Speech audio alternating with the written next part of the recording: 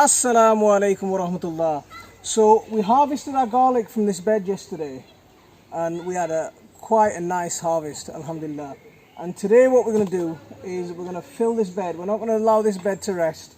We're going to get it back to work straight away. So we're going to fill this bed with all our pumpkins and our winter squashes now. I'm going to show you the best way to plant pumpkins so you get a really bumper harvest. On this bed, what I did last year was I grew potatoes down the middle of the bed and I piled them up with lots and lots of wood chips, and I grew my potatoes in wood chips and we've got some really nice harvests on them. So if you haven't seen my potatoes harvested in wood chips video, do go and check that out. So I'm using that same technique to grow potatoes in that bed there, a raised bed on top of a raised bed. So what that does is while the potatoes are growing, the wood chips break down, the compost breaks down, and then you can spread that over the bed once you harvest your potatoes, and then you can plant something else into it. And what we did was we followed the potatoes by garlic. And now what we're going to do is, now we've pulled our garlic up, this bed, the soil in this bed is still quite nice and loose, the mulch is nice and loose on top. We're going to get lots and lots of pumpkins planted in now. And as you can see, there's lots and lots of mulch on top, so lots and lots of wood chip mulch. And now what I'm going to do in order to plant my potatoes, see how the wood chips hold on to the moisture underneath. See how wet that soil is just under there. I'm peeling back my mulch enough so I can work in. And now I'm going to make a nice big planting hole. I have no issue at all with disturbing the mulch layer. We do try and go for no dig as much as possible, but I have no issue at all disturbing the mulch layer. So I'm going to make myself a nice big planting hole. You can still see the roots from the garlic that was in here yesterday. And nice and deep. Look how deep the roots went because of how nice and friable this soil is. I've made myself a nice planting hole, and into the bottom of my planting hole is I'm going to chuck some horse manure. I mean this is a couple of months old, it's not that old, so it's not well rotted at all, but it's fine to use in the way that I'm using it, because I'm using it and I'm digging it into the soil at the bottom of the planting hole. The roots aren't going to touch this straight away. By the time the roots get down here, the manure will have rotted down. It'll be fine to use like this. It's not a problem if you use it like this. And now I'm going to add a layer of compost. Squash are very hungry plants, so they really do want a lot of richness in the soil. So you can't give them enough. And I'm also going to add some homemade bone meal and homemade wood potash. So it's burnt down wood, burnt down bones to make this. I did a video on it, so if you haven't seen that, do go and check that out, because it's a nice way of making a free fertilizer that you can use for fruiting plants, and it's not costing you anything, and you're recycling those scraps. So now I've got my pumpkin plant out. I'm going to put him in the hole, and I'm just going to backfill around it. So I've got lots of goodness in the ground underneath the plant. Now I'm backfilling around it with the ordinary soil, and now what I'm going to do is I'm going to add lots and lots of compost on top.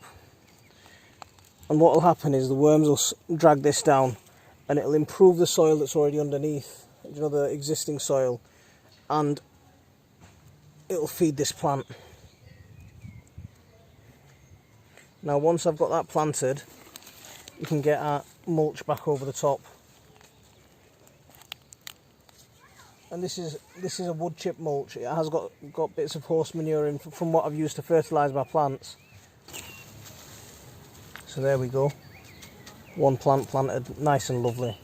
And I'm going to keep doing that with the rest of this bed. So every couple of foot, I'm going to leave about 2.5 3 foot gap between each plant. So down the edges of the beds, we've got lots of tomatoes planted, and we've got summer squash planted as well. So we'll be regularly harvesting from those while these are maturing and growing and doing their thing in the middle. So we're not disturbing the middle of the bed once we've finished planting. So I'm going to carry on planting. You can see how many plants we get, how many squash we get into this bed.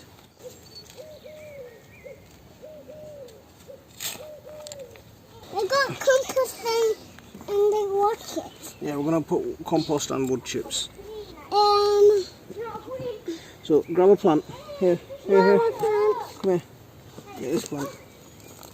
Okay, yeah. open it, Dad. Yeah, I'm going to open it. I don't open it. No, don't open it. There you go, look. A castle! It's a castle. There we go. One in. Another one in. Yeah! Now we need to camping in the garden. We need to camp in the garden. We're going to camp in the garden? Okay, we can do. So that's another one in. So also underneath these tomato plants at the side, we've got lots and lots of amaranth planted. So lots and lots of compost every time. There's nothing like well rotted compost as a fertiliser. Absolutely fantastic. Dad! Yes, Dad. We got zombies. Where zombies? Over there. There's no zombies over there. Hey, Baba. Can I help? Yes, you can. Do it to me. So after we plant, always get the mulch straight back over because we want the moisture preserved in those. So the other thing that I am doing is I used lots and lots of milk bottles and pop bottles to make my plant pots this year, and I saved the top halves of them. And this is what I'm going to do to help water. So I'm going to leave them sunk at the bottom of each plant, and that way I can water into here and the water's going to go to the roots. When I water, the water's not going to be wasted by spraying all over the bed. I can direct the water right to where it's needed.